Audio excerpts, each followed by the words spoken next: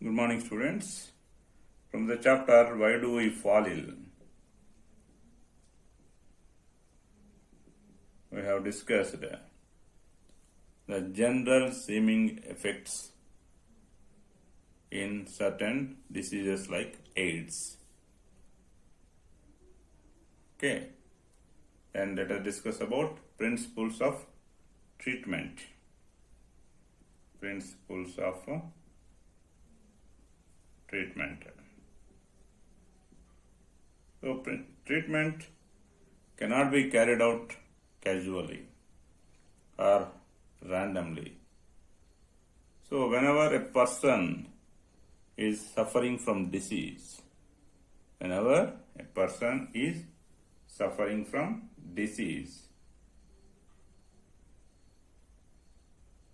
first of all, two things are noticed: symptoms and signs. Symptoms are the generally expressed pain or pressure from the patient, like a fever, swelling, pain, etc. These are the symptoms. And signs are specific. Like eyes will become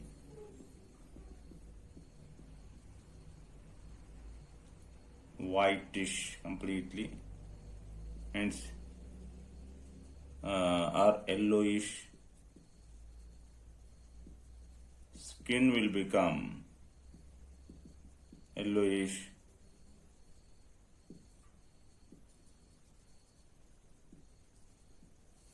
Reddening of eyes,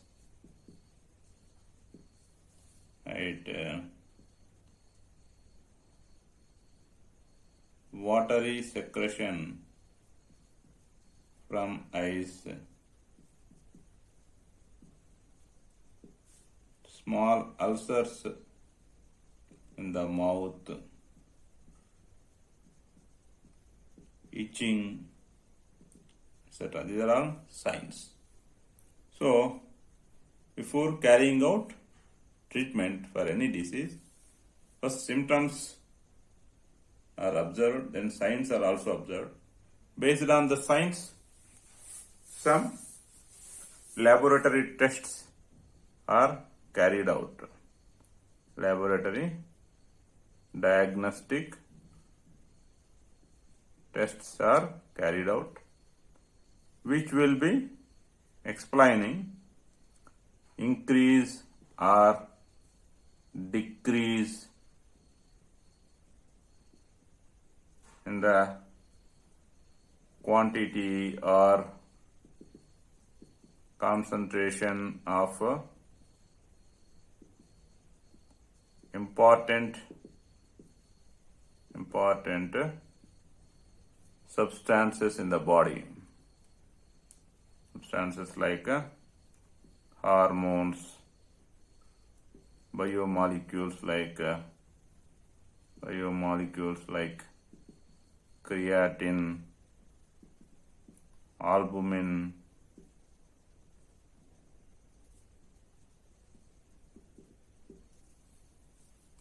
etc. Next, blood cell count and presence or absence of any foreign organisms or presence of pus cells, etc. all are understood by the next functioning of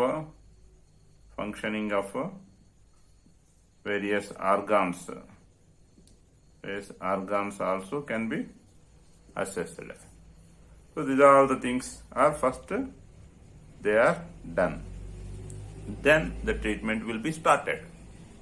But this treatment, how are we going to carry out? There are two ways of treatment. First way is providing the treatment to reduce the effects of or symptoms of disease. Second way is providing the treatment to kill the cause of the disease. So in short, you can write the two ways of treatment. First one, to reduce the effects of disease. Second one, to kill the cause of the disease. To kill the cause of the disease. In bracket I have written if possible, because genetic causes and hereditary causes, physiological causes, like they may not be possible, and it may not be possible to kill that cause. Okay, only symptomatic treatment only can be given. So providing the treatment to reduce the effects or symptoms of disease. This treatment is also known as symptomatic treatment, because your treatment is focusing on symptoms, reducing the symptoms, like reducing the pain, reducing loose motions, reducing fever, reducing cough or sneezing, all these things they are called. Okay, then in order to not to lose energy, as part of this treatment, the patient is provided with some bed rest so that energy can be conserved and the body will be able to cooperate with the medicines that are given both to reduce the symptoms as well as to kill the disease causing agent. Why symptomatic treatment is given first? Because it will boost up the patient's moral ability. Once the symptoms are reduced, the patient will feel relaxed and the body will be able to cooperate with further treatments. If symptomatic treatment is not given, if directly medicines are given to kill the cause of the disease, patient may be in some tension with which the body may not be properly responding to the medicines to kill the disease causing agent or disease causing the reason. Okay, so first the treatment should provide moral boost to the patient, because after all, psychological ability is very much essential for carrying out physical tasks. If psychological ability is not there, whatever the built up the body may be having, it may not be able enough to do the task. That's why symptomatic treatment is given first, then followed by the treatment is given to kill the cause of the disease.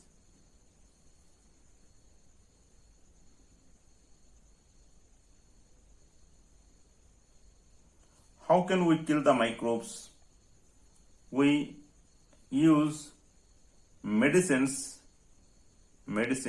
to kill the microbes. Medicines are used to kill the microbes,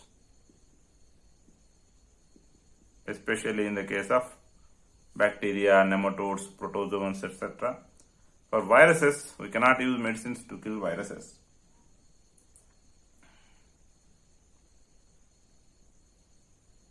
If you take bacteria, fungi, protozoan, nematodes, last but not the least, viruses. All these groups of organisms have some essential biochemical life processes that are particular to their respective group. So bacteria will be having one kind of biochemical processes, biochemical life process, and Fungi will be having one type of biochemical life process. Protozoan will be having one type of biochemical life process. Nematodes will be having one type of biochemical life process. And viruses, they do not have much of their own biochemical life process, but still they also will have very less number of their own biochemical life process. Among bacteria, the biochemical life process are common for most of the bacteria. Among fungi, the biochemical life process may be common for most of the fungi. Among the protozoans, the biochemical life process may be common for protozoans. Among nematodes, the biochemical life process are common for nematodes. But the biochemical life process of bacteria and fungi, or bacteria and protozoan, bacteria and nematodes, are in between one another, they will be different. Biochemical life process of one particular group of organisms are similar or maybe common for that particular group of organisms, whereas they are dissimilar for another group of organisms. Okay, this particular point, because biochemical life process of one particular group of disease causing agent, they are not shared with other groups. The biochemical life processes of one particular group of organisms, that is disease causing organisms, are not shared with other groups of disease causing organisms, right? So the biochemical life process, they are not shared from one group to another group because they are distinct.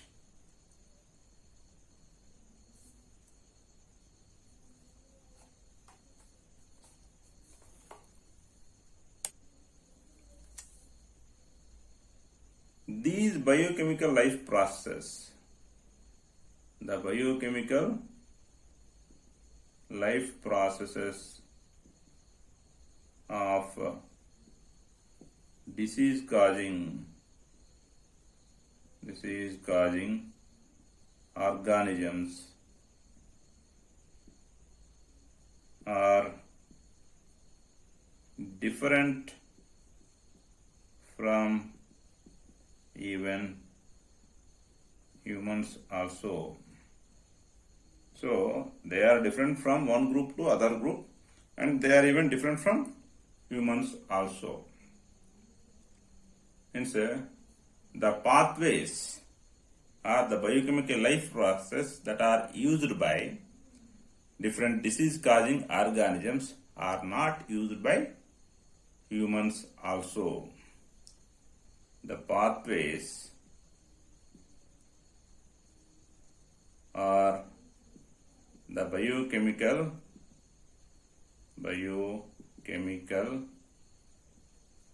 life process that are used by disease causing organisms are not used by humans also. So that we have to find a drug or medicine which can stop or block the synthesis pathway of that particular organisms or biochemical life process of that particular organisms. What are the drugs? What are drugs that are used to kill the disease causing agents? Drugs are nothing but the substances which block the essential biochemical life processes or the biosynthetic pathways of disease-causing organisms without which the organism cannot survive. If that pathway or if that biochemical life process is blocked, then the organism is going to get killed. So, drugs are the substances which block the biochemical life process or essential biosynthetic pathway of disease-causing organisms. As these pathways are different from that of humans, when a drug is used, it is not going to affect us.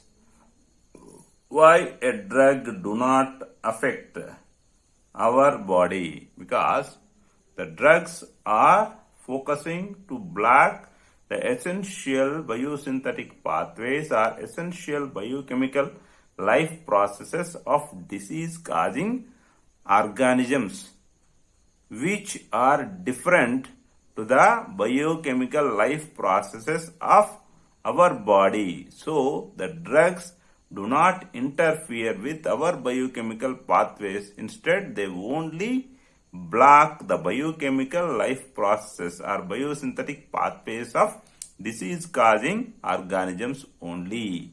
So that generally drugs do not affect us. Okay. Drugs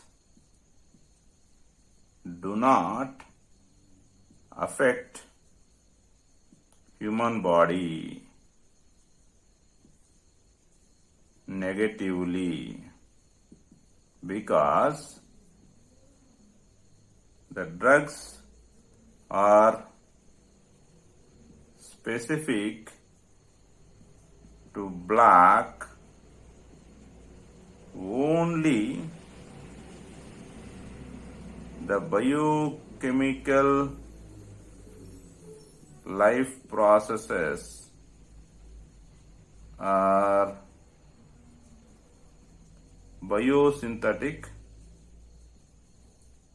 pathways of disease-causing organisms, but not of humans. But not of humans. So, they do not affect our body.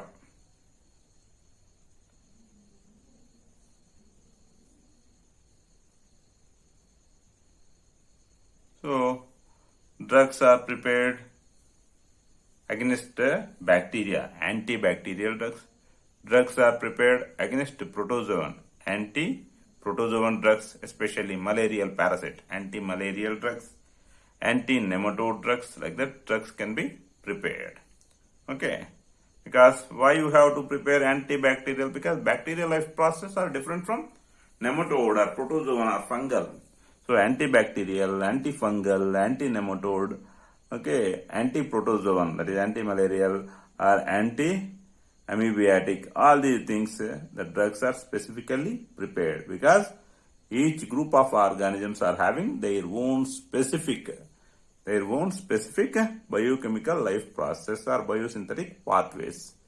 So if that pathways or that biochemical life process are blocked, then only that particular organism can be eliminated. So common drugs are not there for a different group of organisms. For every group of organism, different specific drugs like antibacterial, antifungal, anti-nematode, anti-protozoan, antiviral. Antiviral drugs are very, very less. Okay, why antiviral drugs are very less, or why making antiviral medicines is harder than making antibacterial medicines? Why making antiviral medicines is harder than making antibacterial medicines? Bacteria have their own biochemical mechanisms. They have many of their own biochemical mechanisms for their survival or for their life process. So that we can prepare a drug which can block some or other of their biochemical pathways or life process. Whereas viruses, they have very fewer, very less, okay, very less own biochemical mechanisms for their life process to be carried out. So, as they have very less own biochemical pathways or mechanisms, upon entry into the host cells, upon entry into our body cells, viruses use the metabolic machinery of our cells or our host cells for their life process because they have very less own metabolic pathways. So, if many metabolic pathways are there, to prepare a drug, it will become easier. If less metabolic pathways are there, virus-specific targets become less. When less own metabolic pathways are there in viruses, the virus-specific targets are less. So that to prepare antiviral drugs, it is becoming harder than to prepare antibacterial drugs. Bacteria have many own metabolic pathways which can be targeted by drugs, so that making antibacterial drugs is easier. Viruses have less own biochemical pathways, so virus specific targets are less, so to prepare antiviral drugs is harder than to prepare antibacterial drugs. In the next class, let us discuss principles of prevention. Thank you.